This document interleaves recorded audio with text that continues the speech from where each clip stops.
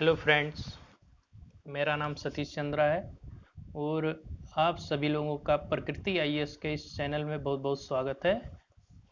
Friends, पिछले video में हमने चर्चा की थी भारत के सीमावर्ती देशों के बारे में, मतलब भारत के जितने पड़ोसी देश हैं उनके बारे में चर्चा की थी, जिसमें पाकिस्तान, चीन, नेपाल, अफ़गानिस्तान, बर्मा, बांग्लादेश और श्रीलंका के बारे में भी चर्चा की थी। मतलब कुल मिला के 8 देशों के बारे में हमने, श्रीलंका को मिलाकर हमने 9 देशों के बारे में चर्चा की थी।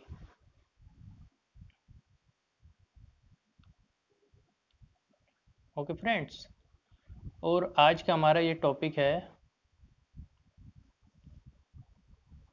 ये भारत का भौतिक विभाजन,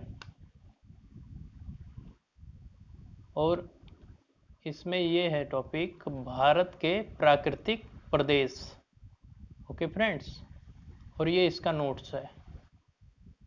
फ्रेंड्स, मैं आप लोगों को सिर्फ उतना ही बताऊंगा जितना एग्ज़ाम पॉइंट ऑफ व्यू से इम्पोर्टेंट है, उससे फालतू की बातें हम नहीं करेंगे जो हमारे काम का नहीं है। हम उतने ही बातों की चर्चा करेंगे जो हमारे एग्ज़ाम पॉइंट ऑफ व्यू से बहुत बहुत इम्पोर्टेंट हो, महत्वपूर्ण हो। फ्रेंड्स, तो चलिए स्टार्ट करते हैं हम अब। ये भारत के प्राकृतिक प्रदेश, यहाँ से कई बार क्वेश्चन पूछे जा चुके हैं और स्टेट स्तरीय सभी एग्ज़ामों में क्वेश्चन पूछे जाने की संभावनाएं बनी रहती हैं। तो फ्रेंड्स, आइए स्टार्ट करते हैं हम। चलिए, तो पूरा चुंबकत्व पैलियोमैग्नेटिज्म, पूरा चुंबकत्व पैलियोमैग्नेटिज्म अध्ययन की वह शाखा है, जो चट्टानों अवसादों के निर्माण के समय संरक्षित गुणों का अध्ययन करती है। मतलब कि जितने भी भूगर्भिक चट्टानों और उनके अवसादों का जो अध्ययन किया जाता है वो पैलियोमैग्नेटिज्म के माध्यम से किया जाता है। ओके फ्रेंड्स, तो ये हमारा जो है पैलियोमैग्नेटिज्म का ये डेफिनेशन है। विज्ञान की एक शाखा प्राचीन भूवैज्ञानिक घटनाओं के अध्ययन में सहायक होती हैं। पृथ्वी के चुंबकीय क्षेत्र का अध्ययन भी पूरा चुंबकत्व के माध्यम से किया जाता है। अल्फ्रेड वैगनर महाद्वीपीय विस्थापन सिद्धांत को प्रमाणित करने के लिए भी पूरा चुंबकीय अध्ययन को आधार बनाया गया है। मतलब क्या, ये अल्फ्रेड वैगनर का महाद्वीपीय विस्थापन सिद्धांत, ये भी इम्पोर्टेंट, मतलब महाद्वीपीय विस्थापन सिद्धांत किसका है? ये अल्फ्रेड वैगनर का है। ओके, प्रमाणित करने के लिए भी पूरा चुंबकीय अध्ययन को आधार बनाया गया है। ओके, हमारा यहाँ तक हो गया।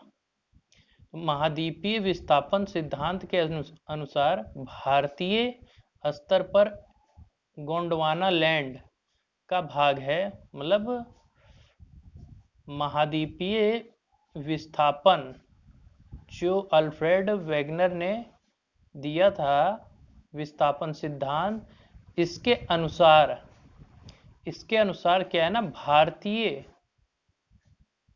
जो भारत का है क्षेत्र वो गोंडवाना लैंड का भाग है। गोंडवाना लैंड का भाग है। गोंडवाना भूभाग के विशाल क्षेत्र में कौन कौन से आते हैं? भारत, ऑस्ट्रेलिया, अफ्रीका, दक्षिण अमेरिका, तथा अंटार्कटिक क्षेत्र शामिल थे। मतलब कि कहने का मतलब ये है कि जो गोंडवाना लैंड है, जो गोंडवाना लैंड था वो भारत, उसमें जो है भारत, ऑस्ट्रेलिया, अफ्रीका, दक्षिण अमेरिका तथा अंटार्कटिक क्षेत्र शामिल थे। मध्यवर्ती मध्यजीवी कल्प 200 मिलियन वर्ष पूर्व, मतलब 200 मिलियन वर्ष पहले में संवहनीय धाराओं द्वारा गोंडवाना लैंड को अनेक टुकड़ों में विभाजित कर दिया गया। जो संवहनीय धाराएं हैं उनके द्वारा गोंडवाना लैंड को विभाजित कर दिया गया। ओके फ्रेंड्स, अब आइए आगे देखते हैं।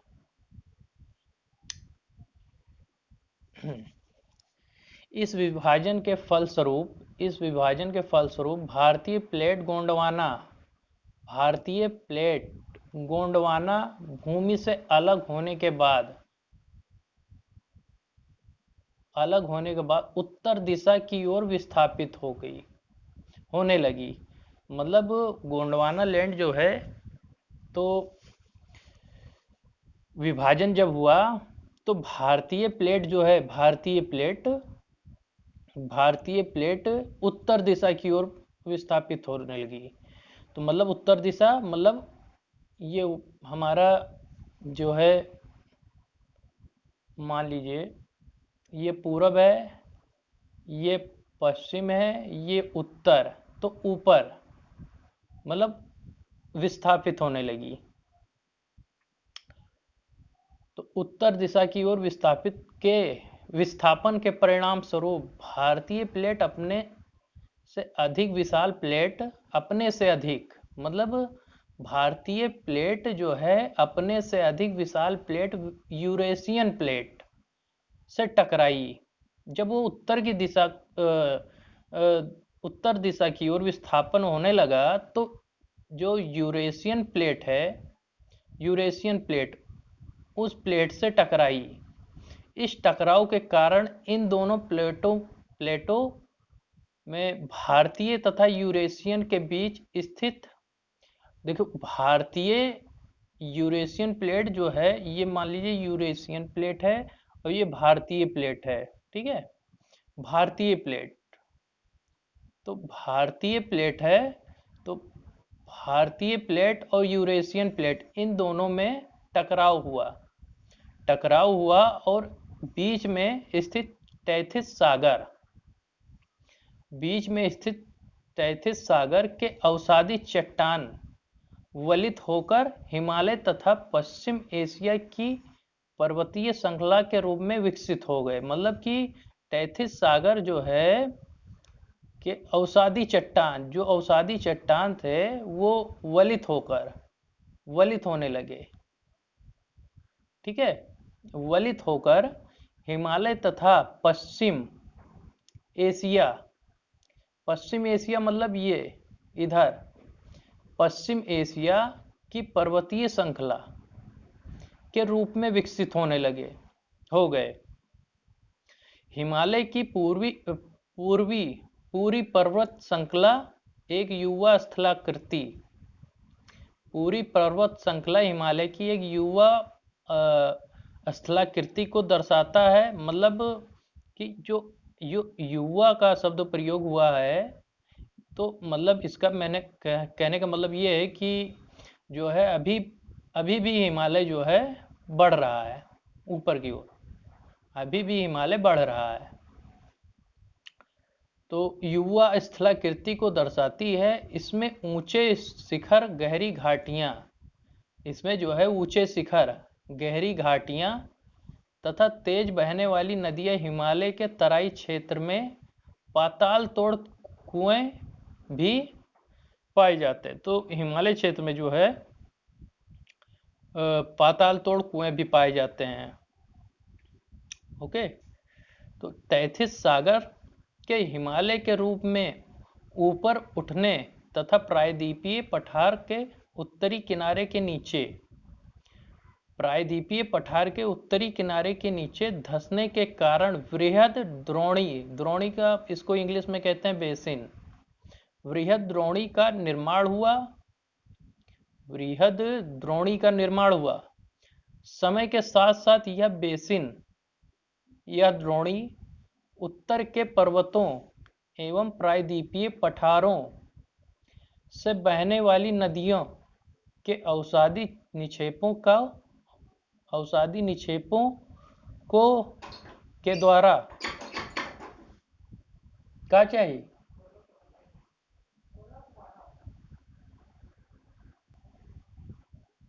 हाँ के साथ साथ यह बेसिन उत्तर के पर्वतों एवं प्रायद्वीपीय पठारों से बहने वाली नदियों के अवसादी निक्षेपों के द्वारा धीरे धीरे भर गया। जो ये देख लीजिए आप, बेसिन उत्तर पर्वतों एवं प्रायद्वीपीय पठारों से बहने वाली नदियों के अवसादी निक्षेपों, जो अवसादी निक्षेप थे मतलब तैथिस सागर, ये मान लीजिए, तो इसके जो निक्षेप थे इसमें भर गए। ओके, धीरे धीरे भर गया। इस प्रकार जलोढ़ निक्षेपों से निर्मित एक विस्तृत समतल भूभाग भारत के उत्तरी मैदान के रूप में विकसित हो गया। ओके, जो हमारा ये जो भारत है और यहाँ उत्तरी मैदान विकसित हो गया। अब आते हैं आगे हम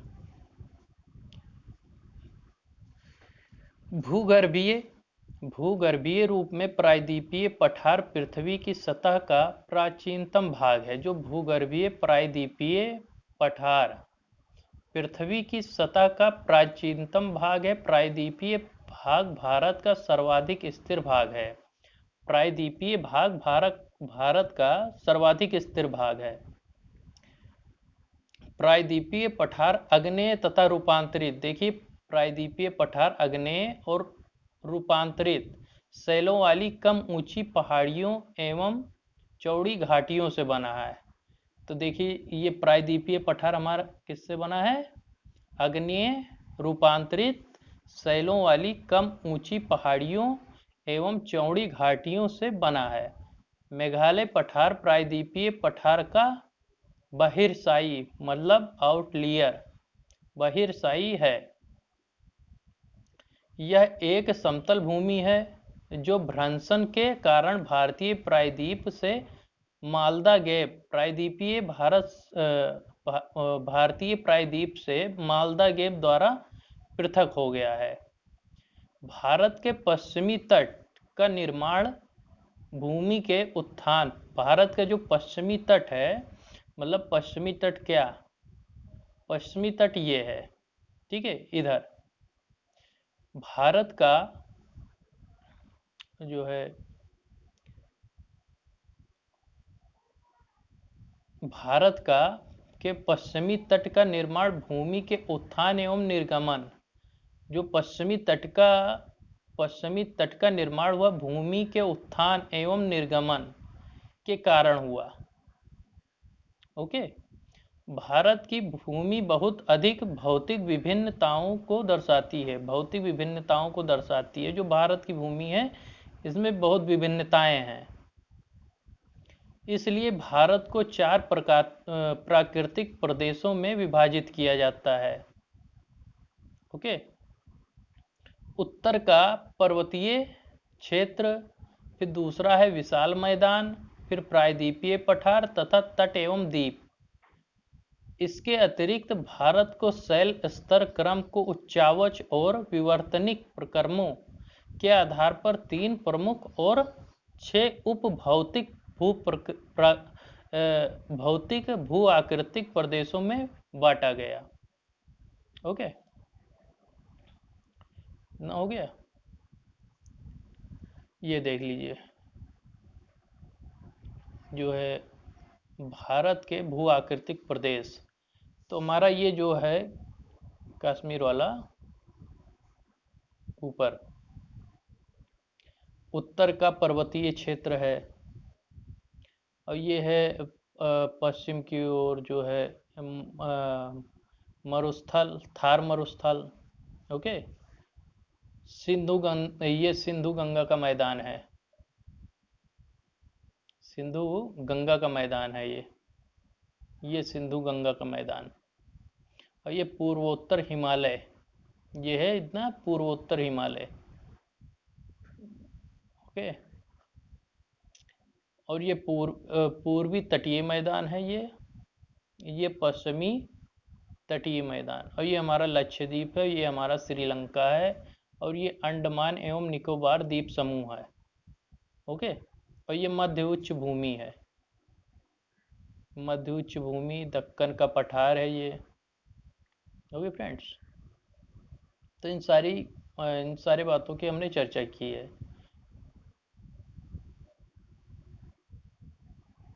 हाँ जी, ये देख लीजिए, जो 6 अभी हमने दिखाया है इंडिया के मैप में, वो ये है उत्तर का पर्वत, सिंधु गंगा का मैदान, थार मरुस्थल, मध्य उच्च भूमि और दक्कन का पठार, तटीय मैदान और अपतटीय सागर और द्वीप।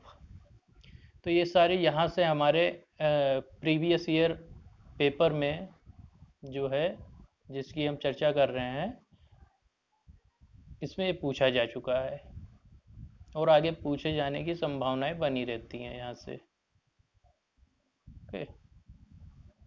अब आते हैं हम अपने क्वेश्चन के ऊपर कि क्या क्या क्वेश्चन पूछे जा चुके हैं। तो चलिए देखते हैं।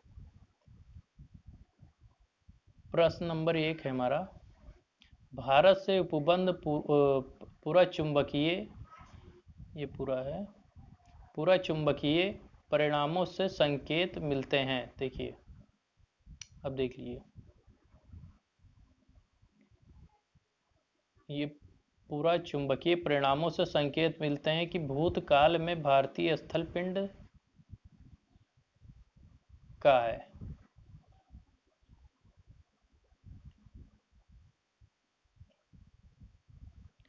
तो उत्तर को, दक्षिण को, पूर्व को, पश्चिम को, बताइए। उत्तर को इसका आंसर होगा। अभी हमने पढ़ा था इसको कि जब टकराने लगी तो उत्तर की ओर बढ़ने लगी। ठीक है। और ये पूछा जा चुका है क्वेश्चन IS 1994 में, यूपी PCS 1998 में पूछा जा चुका है। ओके। मतलब ये 2 बार पूछा जा चुका है, संघ लोक सेवा आयोग में और राज्य लोक सेवा आयोग। उत्तर का राज्य लोक सेवा आयोग उत्तर प्रदेश का। ओके। इसका उत्तर देखते हैं हम, क्या है इसका एक्सप्लेनेशन, उत्तर व्याख्या। महाद्वीपीय विस्थापन सिद्धांत के अनुसार भारतीय स्थल पिंड गोंडवाना लैंड, देख लीजिए, ये पढ़ चुका है हमने, गोंडवाना लैंड का भाग है। गोंडवाना लैंड में दक्षिण अमेरिका, अफ्रीका, अंटार्कटिका, ऑस्ट्रेलिया और भारत एवं एक ही स्थल पिंड के रूप में जुड़े थे। मतलब ये जो गोंडवाना लैंड में, मतलब दक्षिण अमेरिका, अफ्रीका, अंटार्कटिका, ऑस्ट्रेलिया और भारत, ये सारे एक ही प्लेट में जुड़े थे, एक ही पिंड में जुड़े थे। और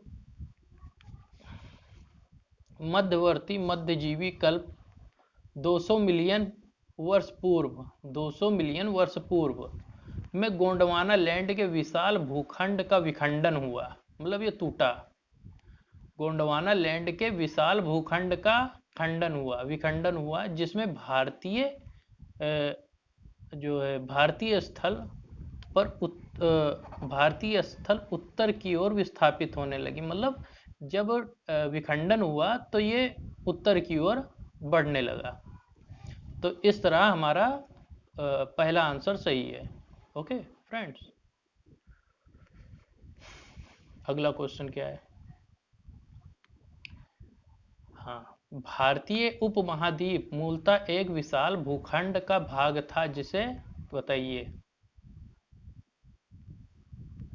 गोंडवाना। ठीक है, ये क्वेश्चन पूछा जा चुका है IAS 1995 में, गोंडवाना लैंड। ओके, हाँ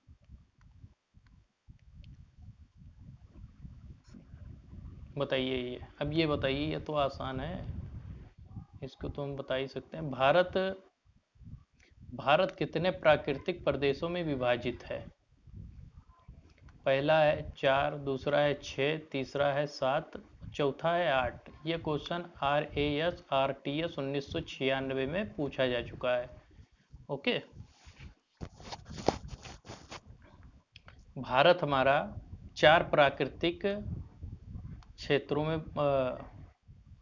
क्षेत्रों में विभाजित है, विभक्त है, बटा हुआ है। ओके, इसका अब उत्तर देख लो। देखिए, भारत को मूलतः 4 प्राकृतिक प्रदेशों में विभाजित किया जाता है। ठीक है, उत्तर का पर्वतीय क्षेत्र जो हमने अभी पढ़ा था, विशाल के मैदान को भी पढ़ा था, प्रायद्वीपीय पठार को भी पढ़ा था, और तट एवं द्वीप को भी हमने पढ़ा था। और भारत के जो भारत को 6 उपभौतिक भू आकृति क्षेत्रों में बांटा गया है। ओके, तो इस तरह हमारा पहला आंसर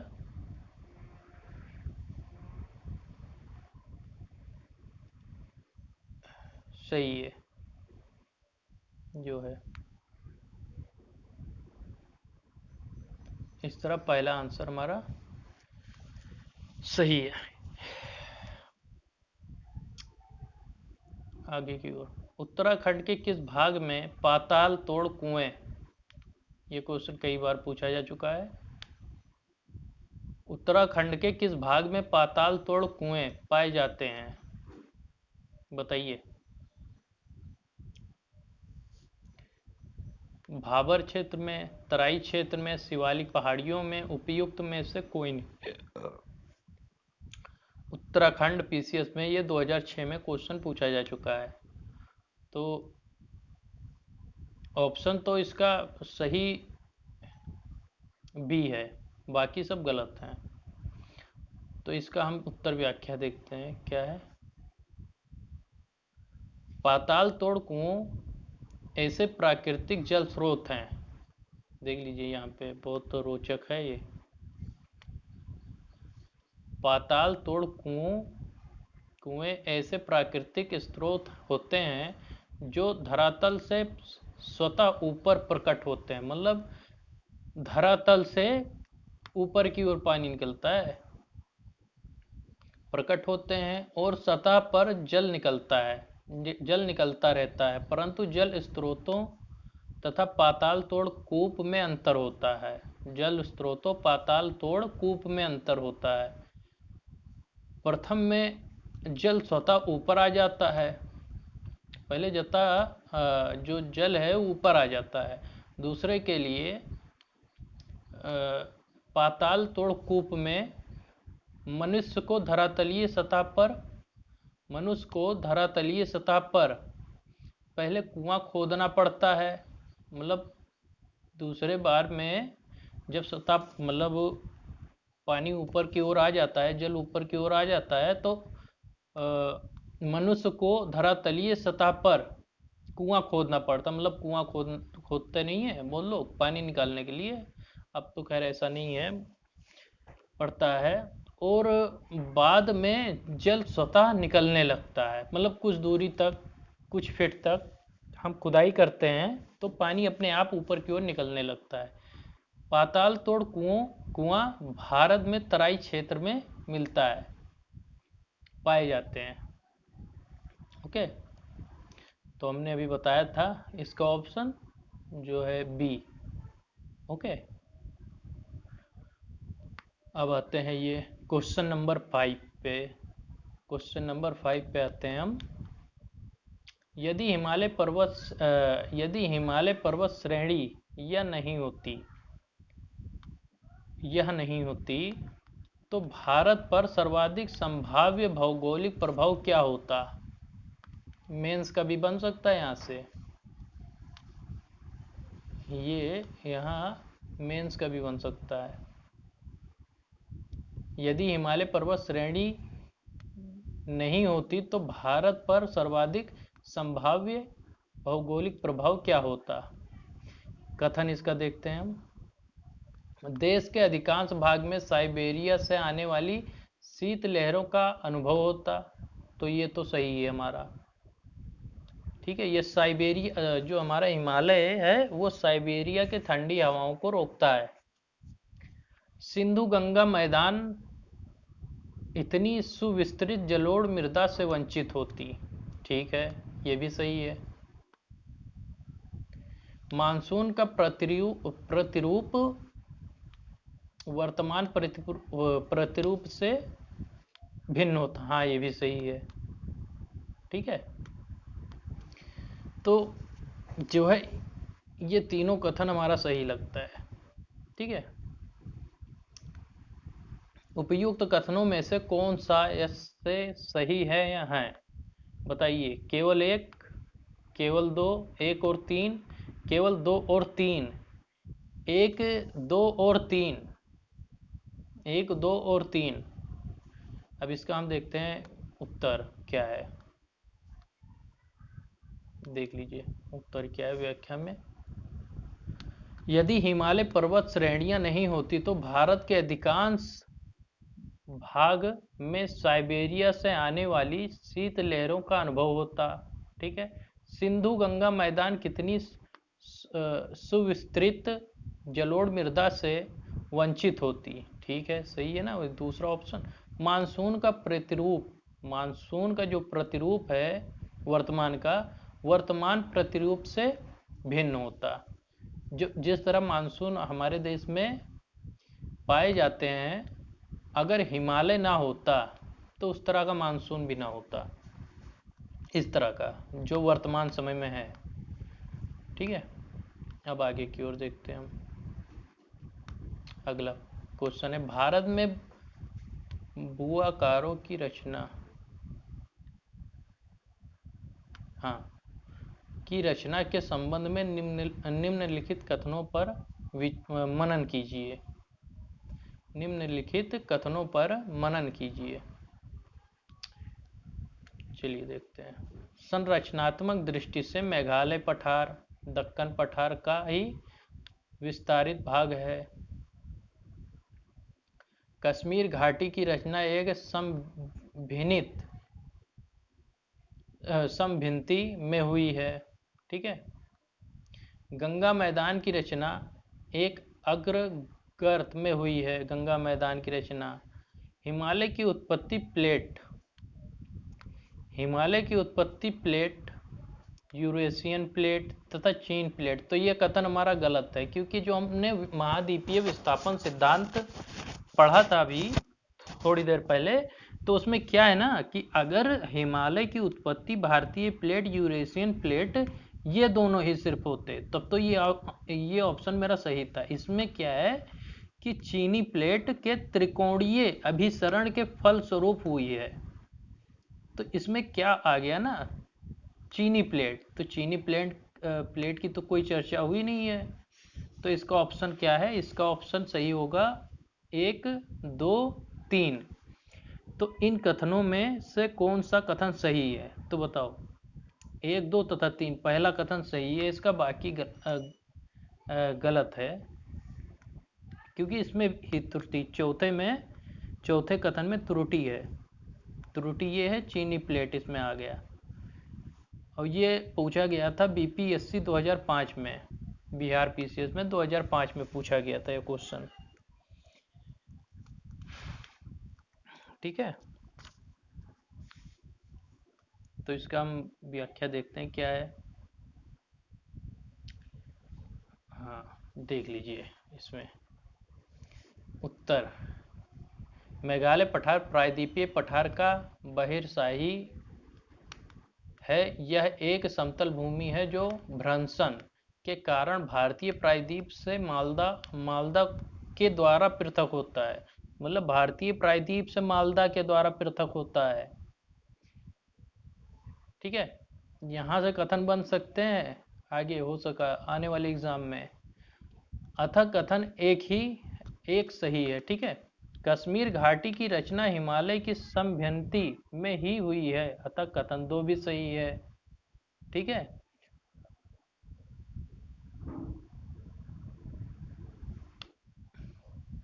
ये पता नहीं क्या लिखा हुआ।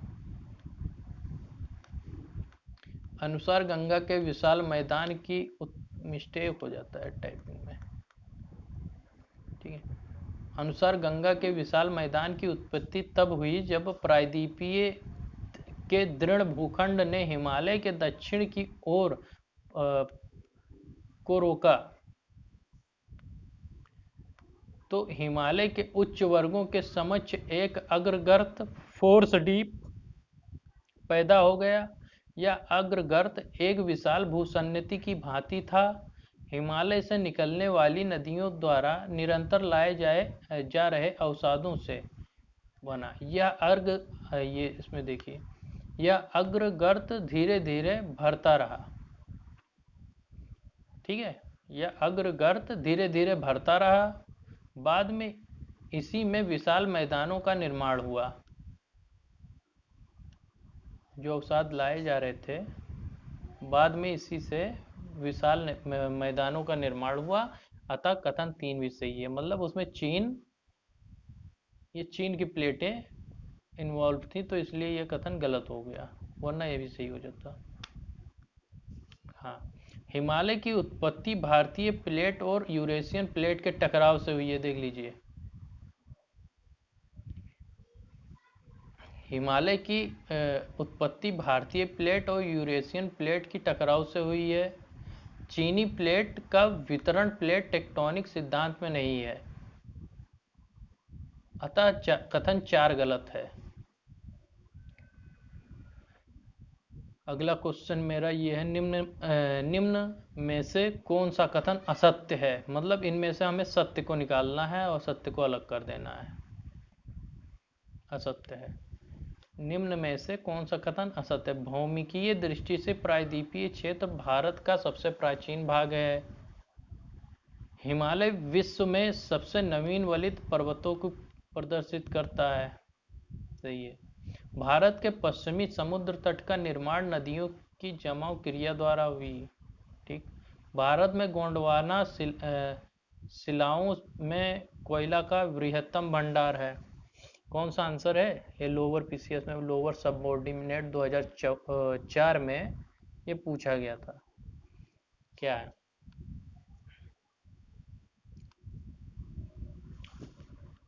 हमारा ये गलत है, सी। ठीक है, असत्य को छांटना है ना हमें, बाकी ये तीन सत्य हैं। भौमिकीय दृष्टि से प्रायद्वीपीय क्षेत्र भारत का सबसे प्राचीन भाग है। हिमालय विश्व में सबसे नवीन वलित पर्वतों को प्रदर्शित करता है। ठीक है। अब ये डी हमारा, भारत में गोंडवाना शिलाओं में कोयले का बृहत्तम भंडार है, तो ऐसे हमारा सी गलत है। ठीक है, आते हैं इसका व्याख्या। भारत के पश्चिमी समुद्र तट का निर्माण नदियों की जमाव क्रिया द्वारा नहीं, बल्कि भूमि के उत्थान एवं निर्गमन, ये हमने पढ़ा था, भूमि के उत्थान एवं निर्गमन से हुआ है। भारत में कोयले का विशाल भंडार यहाँ की गोंडवाना शैलों में पाया जाता है। हिमालय वलित पर्वत का एक उदाहरण है, वलित है। भौमिकीय दृष्टि से प्रायद्वीपीय क्षेत्र भारत का सबसे प्राचीन भाग है, अतः स्पष्ट है कि विकल्प सी असत्य है। ठीक है, ये क्वेश्चन कब पूछा गया? हाँ, लोअर में पूछा गया था ये बात है। सूची 1 को सूची 2 के साथ सुमेलित कीजिए और सूचियों के नीचे दिए गए कूट का प्रयोग कर सही उत्तर का चयन कीजिए। तो बताइए क्या है इसका?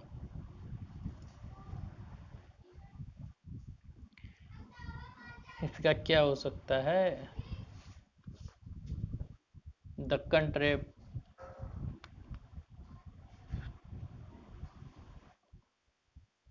इसका हमारा मुझे भी नहीं मालूम है। चलिए देखते हैं।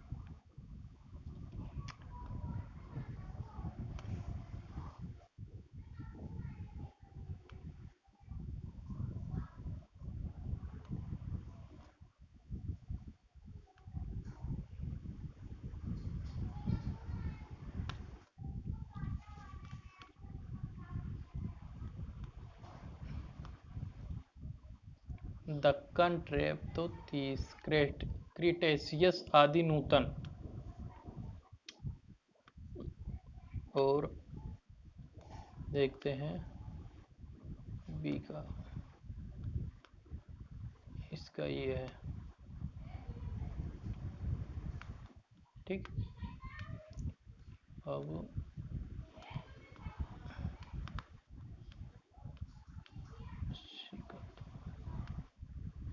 इसका यह है प्री कैम्ब्रियन।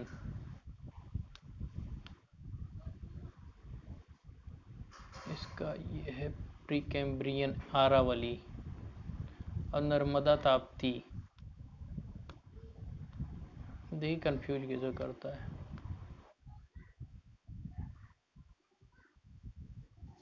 डी का है 5, अत्यंत नूतन। यही कंफ्यूज कर दिया था ना। अत्यंत नूतन कैम्ब्रियन, ये कंफ्यूज कर रहा था। कूट हमारा कौन सा है? ये भी सही है। आईएएस 1997 में पूछा गया था ये क्वेश्चन, ये ठीक है। अब 9वां हमारा है क्वेश्चन, देख लीजिए उत्तर इसका क्या है। उपयुक्त का विवरण इस प्रकार है। दक्कन ट्रैप की उत्पत्ति क्रीटेशियस काल के अंतिम चरण में, ठीक है। पश्चिम घाट पर्वत की उत्पत्ति सैनोजोइक उत्तर नूतन में हुआ। आरावली पर्वत की उत्पत्ति प्रीकैम्ब्रियन। नर्मदा ताप्ती जलोढ़ निक्षेप अत्यंत नूतन काल में हुआ, ठीक है। तो ये हो गया हमारा। अब नेक्स्ट क्वेश्चन देखते हैं हम। केरल का कुट्टानाड या कुट्टानाडु प्रसिद्ध है। एक बात बता दें, इससे धान का कटोरा भी कहा जाता है केरल का। और देख लीजिए इसका ऑप्शन में क्या है। यूपी पीसीएस में एक क्वेश्चन 2015 में पूछा गया था। मीठे पानी की झील के भारत का न्यूनतम ऊंचाई क्षेत्र, न्यूनतम ये सही है, ठीक है। एक परवाल द्वीप गलत। भारत के सबसे पश्चिमी में स्थित बिंदु के लिए, तो भारत का न्यूनतम ऊंचाई वाला क्षेत्र है ये, ठीक है। अब इसका व्याख्या देखते हैं, उसमें हम कई चीजें देखेंगे। केरल का कुट्टानाड भारत का न्यूनतम ऊंचाई वाला क्षेत्र है, ठीक है। ये हो गया। समुद्र तल से नीचे अपने खेती के तरीकों के लिए प्रसिद्ध है। ये खेती के तरीकों के लिए प्रसिद्ध है कुट्टानाड। इसे केरल का धान का कटोरा कहा जाता है। कुट्टानाड सतत कृषि और मत्स्य पालन के लिए भी जाना जाता है। ये कुट्टानाड जो है ये सतत कृषि एवं मत्स्य पालन के लिए भी, मछली पालन के लिए भी जाना जाता है। खाद्य एवं कृषि संगठन एफएओ,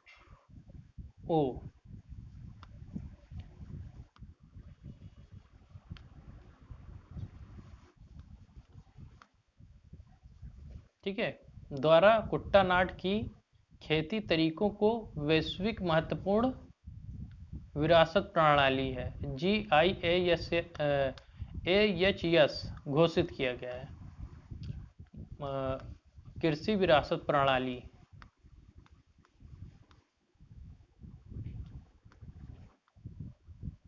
कृषि विरासत प्रणाली घोषित किया गया है।